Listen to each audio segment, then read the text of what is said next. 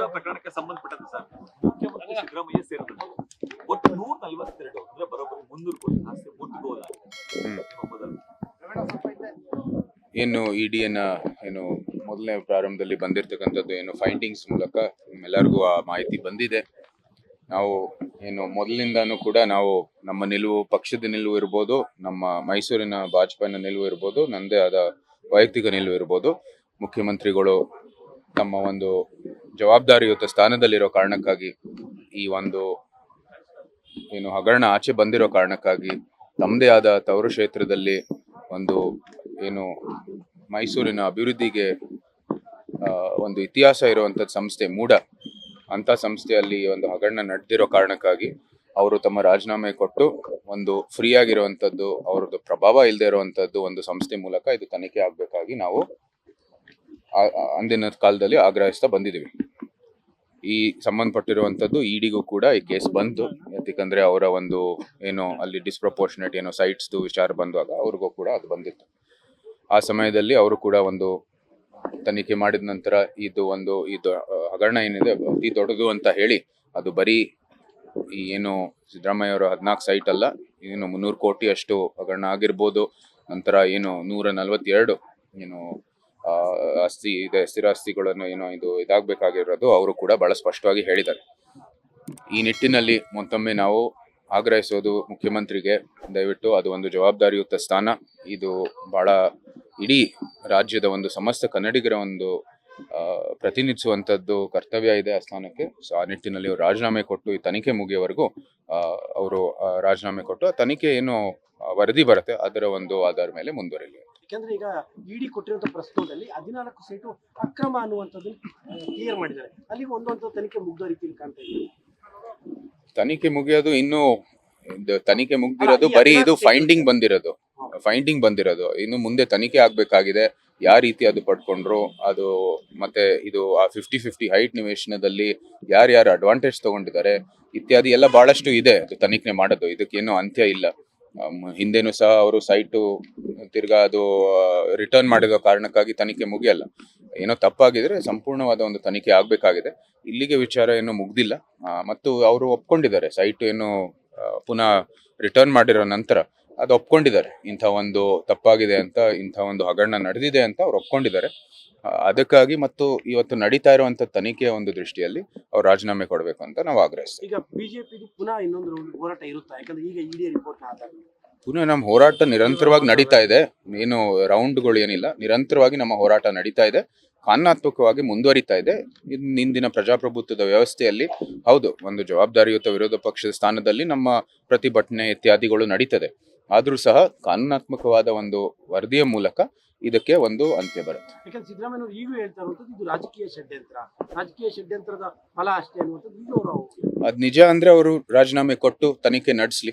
ಇಂಥ ಒಂದು ಫ್ರೀ ಆಗಿರುವಂತದ್ದು ಓಪನ್ ಸೋರ್ಸ್ ಅಲ್ಲಿ ಅವರ ತನಿಖೆ ಮೂಲಕ ಅವರ ಇದು ಏನು ಅದು ಸ್ಪಷ್ಟವಾಗಿ ಬರಲಿ ಅವರ ಹೇಳಿಕೆ.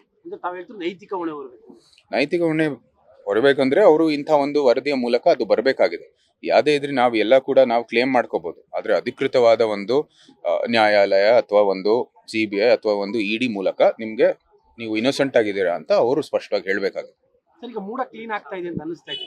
ಯಾಕೆ ಈ 140 ಆಸ್ತಿ ಜಪ್ತಿ ಆಗಿದೆ, ಮೂಡ ಕ್ಲೀನ್ ಆಗ್ತದೆ. ಇದು ಈಗಾಗಲೇ ಹೇಳಿದ್ರು, ಮೊದಲನೇ ಹಂತ ಅಂತ ಹೇಳ್ತಾ ಇದ್ದಾರೆ. ಇದು ಒಂದು ಪ್ರಕ್ರಿಯೆ, ಎಷ್ಟು ಸುಲಭವಾಗಿ ಆಗೋದಿಲ್ಲ. ಮತ್ತೆ ಅನೇಕ ದಶಕಗಳಿಂದ ಇಂಥ ಒಂದು ಷಡ್ಯಂತ್ರ ಇರ್ಬೋದು, ಇಂಥ ಒಂದು ಭ್ರಷ್ಟ ಏನು ಬೆಳವಣಿಗೆಯನ್ನು ನೀವು ನೋಡ್ತಾ ಬಂದಿದ್ದೀವಿ ನಮ್ಮ ಮೂಡಾದಲ್ಲಿ. ಸೊ ಇದಕ್ಕಾಗಿ ಅದನ್ನ ಪೂರ್ತಿ ಕ್ಲೀನ್ ಅಪ್ ಮಾಡಕ್ಕೆ ಒಂದಷ್ಟು ವರ್ಷಗಳು ಆಗತ್ತೆ. ಆದ್ರೆ ಕೆಲವು ಏನು ನಿರ್ದೇಶನಗಳು ತಗೊಂಡಿದ್ದಾರೆ ಅದು ನಾವು ಸ್ವಾಗತ ಮಾಡ್ತೀವಿ.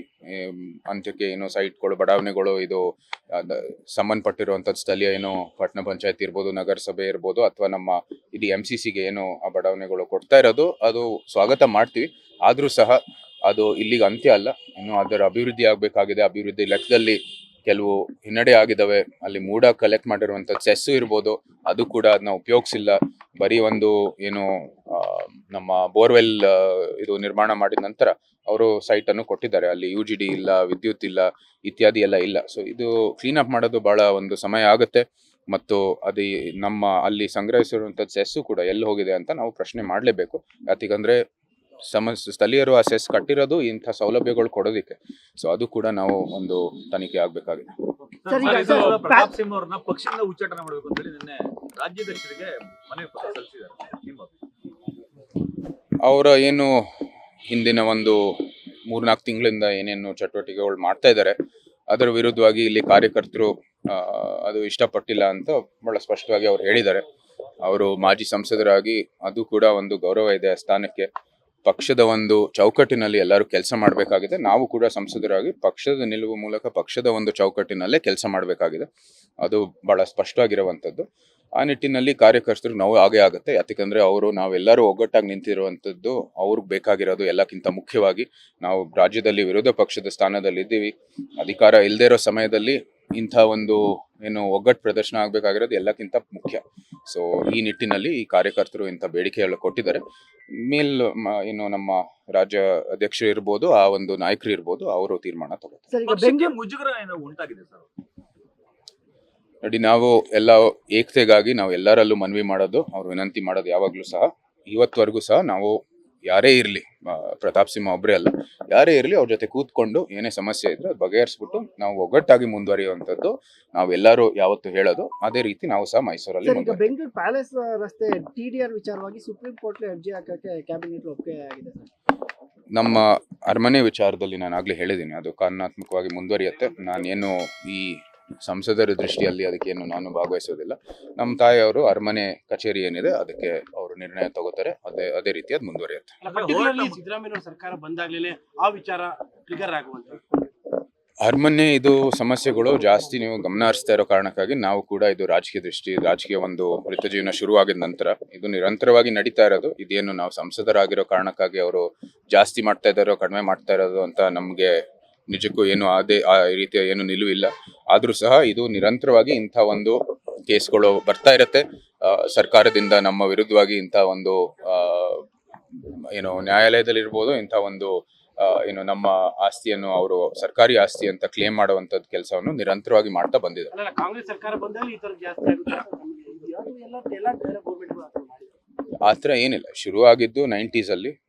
ಇದು ಮುಖ್ಯಮಂತ್ರಿ ಅವರು ಆವಾಗ JDS ಅಲ್ಲಿ ಇದ್ರು. ಅವರೇ ಈ ಏನು 2 ಅಕ್ವಿಸಿಷನ್ ಆಕ್ಟ್ಗಳು, ಮೈಸೂರು ಅರಮನೆ ಇರ್ಬೋದು, ಬೆಂಗಳೂರು ಅರಮನೆ ಬಂದು ಅವರೇ ರಚನೆ ಮಾಡಿದ್ದು ಅಂತ ಎಲ್ಲರಿಗೂ ಗೊತ್ತಿದೆ.